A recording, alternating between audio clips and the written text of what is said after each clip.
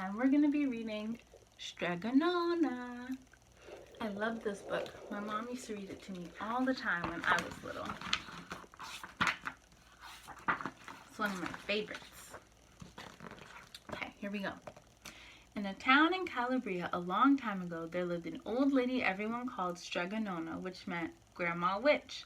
Although all the people in town talked about her in whispers, they all went to see her if they had troubles. Even the priests and the sisters of the convent went, because Strega Nona did have a magic touch. There she is. She could cure a headache with oil and water and a hairpin. She made special potions for people who wanted to get married, and she was very good at getting rid of warts. But Strega Nona was getting old, and she needed someone to help her keep her little house and garden, so she put up a sign in the town square.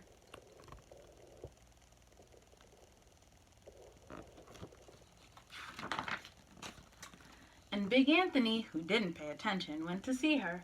"Anthony," said Strega Nona, "you must sweep the house and wash the dishes. You must weed the garden and pick the vegetables. You must feed the goat and milk her, and you must fetch the water. For this I will give you 3 coins and a place to sleep and food to eat."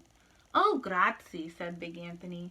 "The one thing you must never do," said Strega Nona, "is touch the pasta pot.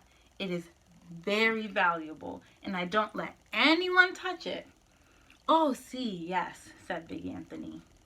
And so the days went by. Big Anthony did his work, and Strega Nona met with the people who came to see her for headaches and marriage and warts. Big Anthony had a nice bed to sleep in next to the goat shed, and he had food to eat.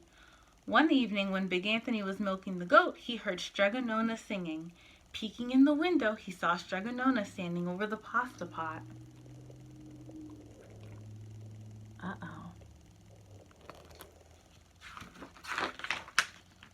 She sang, "Bubble, bubble, pasta pot. Boil me some pasta, nice and hot. I'm hungry and it's time to sup.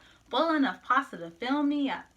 And the pasta pot bubbled and boiled and was suddenly filled with steaming hot pasta. Then Strega Nona sang, "Enough, enough, pasta pot. I have my pasta nice and hot, so simmer down my pot of clay until I'm hungry another day." "How wonderful," said Big Anthony. "That's a magic pot for sure." And Strega Nona called Big Anthony in for supper. But too bad for Big Anthony, because he didn't get to see Strega Nona blow 3 kisses to the magic pasta pot. Let's blow the kisses. 1, 2, 3.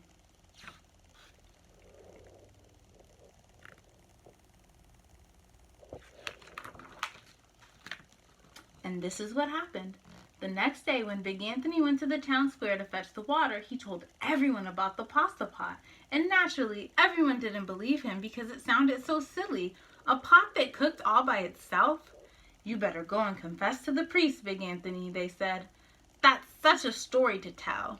And Big Anthony was upset, and that wasn't a very good thing to be. "I'll show them," he said to himself. "Someday I will get the pasta pot and make it cook, and then they'll be sorry." That day came sooner than even Big Anthony would have thought, because 2 days later Strega Nona said to Big Anthony, "Anthony, I must go over the mountain to the next town to see my friend Strega Amelia. Sweep the house and weed the garden. Feed the goat and milk her, and for your lunch there are some bread and cheese in the cupboard. And remember, don't touch the pasta pot." "Oh, yes, yes," Strega Nona said Big Anthony, but inside he was thinking, "My chance has come." Uh-oh.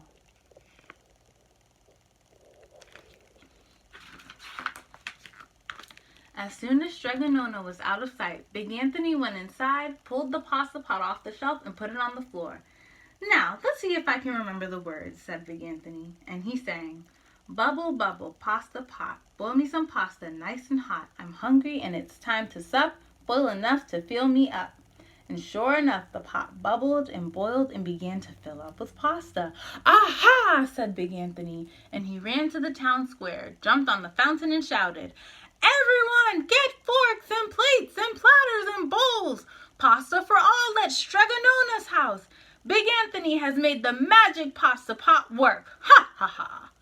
Of course, everyone thought he was being silly, but ran home to get forks and plates and platters and bowls, and sure enough, when they got to Strega Nona's, the pasta pot was so full that it was starting to overflow.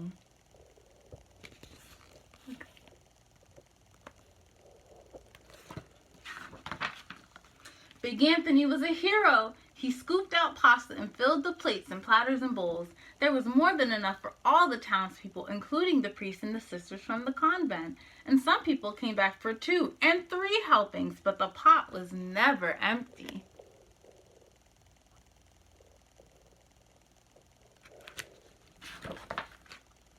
When all had had their fill, Big Anthony sang, "Enough, enough, my pasta pot. I have my pasta nice and hot. So simmer down, my pot of clay, until I'm hungry another day." But he did not blow the 3 kisses. Oh no. He went outside. Into the applause of the crowd, Big Anthony took a bow. He was so busy listening to compliments from everyone that he didn't notice the pasta pot was still bubbling and boiling until a sister from the convent said, "Oh, Big Anthony, look!" And pasta was pouring out of the pot all over the floor of Strega Nona's house, and it was coming out of the door. Oh my goodness. Ooh. Big Anthony rushed in and shouted the magic words again, but the pot kept bubbling. He took the pot off the floor, but pasta kept pouring from it. Big Anthony grabbed the cover and put it on the pot and sat on it, but the pasta raised the cover, and Big Anthony as well, and spilled on the floor of Strega Nona's house. Oh no.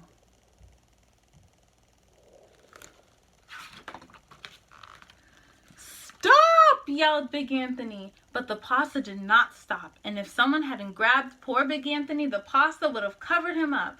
The pasta had all but filled the little house. Out of the windows and through the doors came the pasta, and the pot kept right on bubbling. The townspeople began to worry.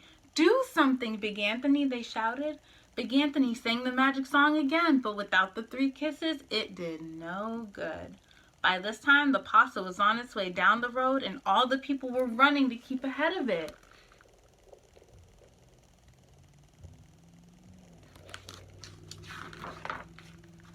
"We must protect our town from the pasta," shouted the mayor. "Get mattresses, tables, doors, anything to make a barricade." But even that didn't work.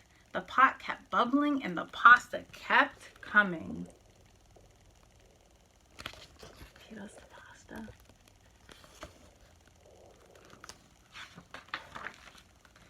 "We are lost," said the people, and the priests and the sisters of the convent began praying. "The pasta will cover our town," they cried, and it certainly would have had Strega Nona not come down the road home from her visit.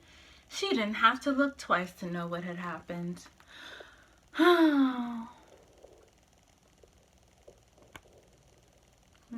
Look at her face. How do you think she's feeling seeing all of this? She's probably not very happy, huh? She sang the magic song and blew the 3 kisses, and with a sputter, the pot stopped boiling and the pasta came to a halt. "Oh, grazie, thank you, Strega Nona," the people cried. But then they turned to poor Big Anthony. "He needs consequences," the men of the town shouted.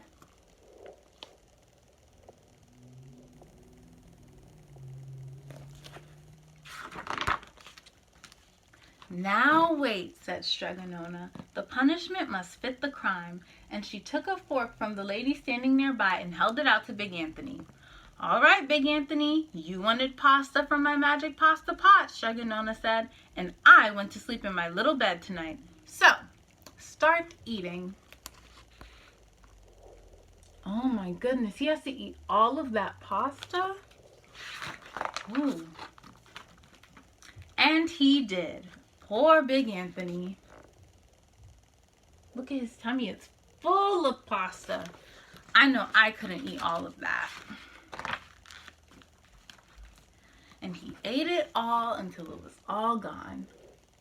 The end.